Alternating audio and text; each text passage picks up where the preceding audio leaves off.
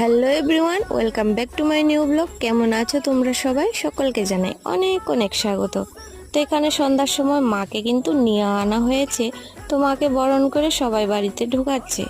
তো কালকে যেহেতু পূজা আর দূর থেকেই মাকে আনতে হয়, সেই জন্য আজকে সন্ধ্যায় নিয়ে আসা হলো।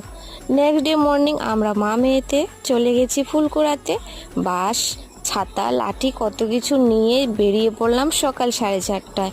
আর এখানে শেষমেশ চলে এসেছি স্টেশন দিয়ে এখানে শাপলা নিতে। তো শাপলা নিতে গিয়ে মা কিন্তু পাচ্ছিল না, শেষমেশ জলের মধ্যেই নেমে পড়লো। তো এখানকার হয়েছে গ্রামের পুজো, সব কিছু কিন্তু পাওয়া যায় না, বড় পদ্ম পাওয়া যায়নি,